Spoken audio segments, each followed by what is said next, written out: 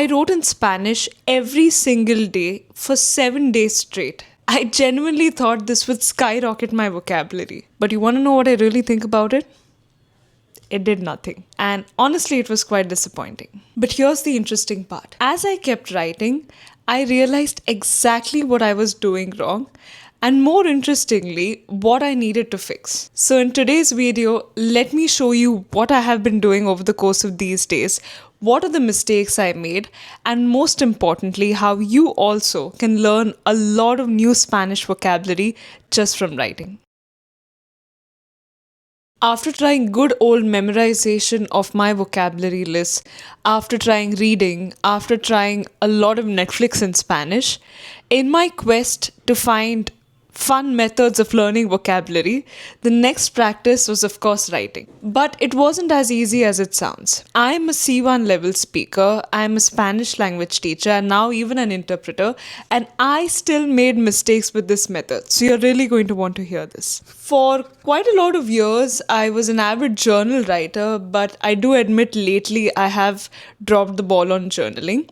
And I thought, why not bring back that habit by writing in Spanish? I also had a wonderful idea of doing a 7-day writing challenge with my students where all of us, including me, the teacher, had to write something in Spanish, even if it was just one line, every single day without taking a break for 7 days. So this served as a great opportunity for me to put into practice my Spanish writing skills for a week. Sounds amazing, right?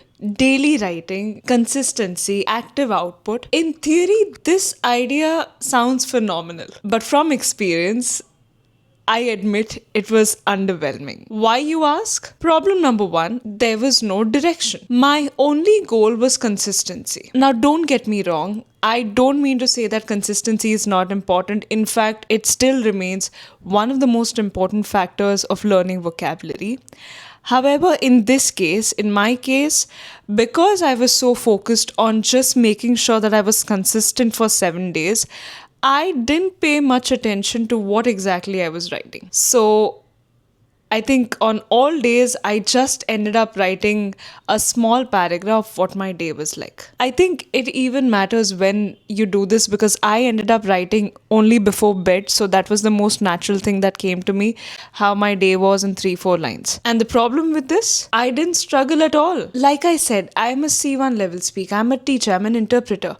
Every day scenarios of what your day was like is a very easy topic, and I'm sure it's not just for me. Anyone even at B1 or B2 level is going to find this topic very easy. So I am not searching for any new vocabulary. I don't need to use any fancy structures to express what my day was like, and I am not challenged enough. Then the realization hit that intentionality matters. Hear me out. I believe that language growth only happens when there is some form of intentional difficulty. I'm also thinking of comprehensible input while I say this. Maybe it's related, but that is a topic for a different time. Just writing in Spanish was not enough for me to learn something new. I needed a little bit of intentional difficulty again so that I would learn something new. Now let me stop and clarify something here. If you're a beginner or if you're just doing this as a hobby, you could still do this. It's actually quite enjoyable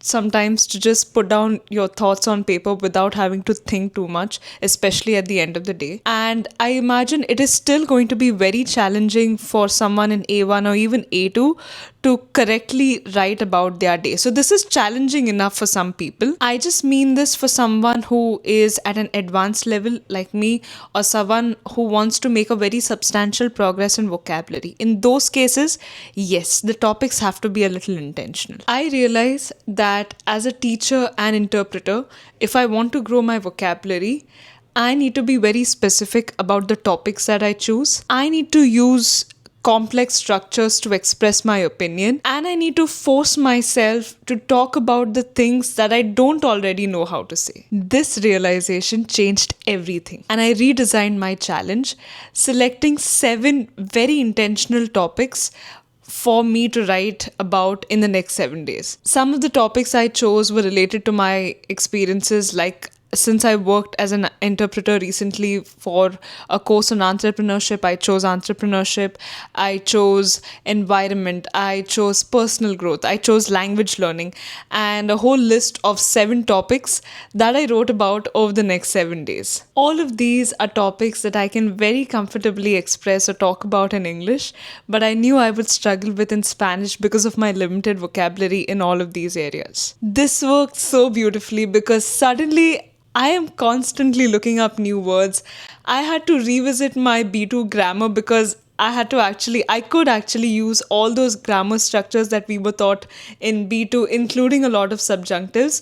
And suddenly I could tell some growth happening because naturally this was challenging for me. The point being, this is where my vocabulary actually started growing. The difference was night and day. When I was writing casually, there was no new vocabulary. The learning curve was flat. But when I started writing intentionally, the learning curve was steep, my vocabulary was growing, and most importantly, my confidence started growing as well. This method works so much better than just passive learning or casually journaling. Now let's talk about how you can use this method to grow your vocabulary. I'm going to give you a series of steps which I think will be really helpful regardless of whatever level you're in. First step is start with casual writing. Especially if you're a beginner, if you're in the beginner levels, just focus on your consistency like I did.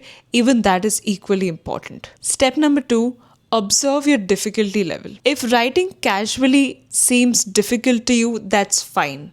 You can continue doing this for a little while till it starts feeling easy. But if, like me, you notice that it feels too easy, then it's a sign to raise your level a little bit. Number 3, increase your difficulty level intentionally. So choose a set of certain topics that you intentionally want to learn about. Choose topics that force you to learn new vocabulary. And number 4, challenge yourself but gracefully. Know that this is not something you can do in 1 or 2 days. I tried this over weeks.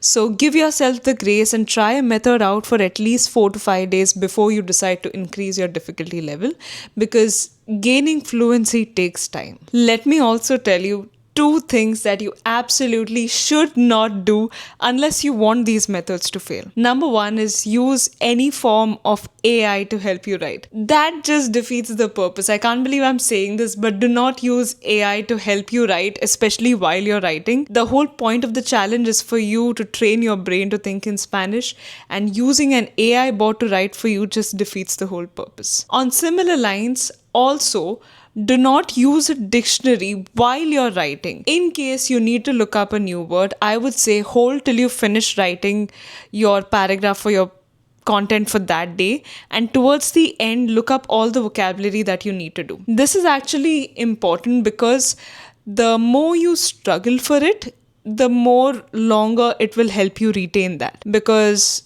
I think that's just something that I noticed also, and I sincerely recommend looking up the word after you have finished writing. If you're serious about trying this out, and if you need some help with the prompts that I used as an advanced speaker, I'm leaving my prompts in the description and also my email address. So in case you want to share what you've written, you can even email me and we can discuss our write-ups. And all the info will be available in the description box. Thank you so much for watching this video. I have made a lot more videos on vocabulary learning, fun methods of learning vocabulary, so do check them out, and I will see you in the next one.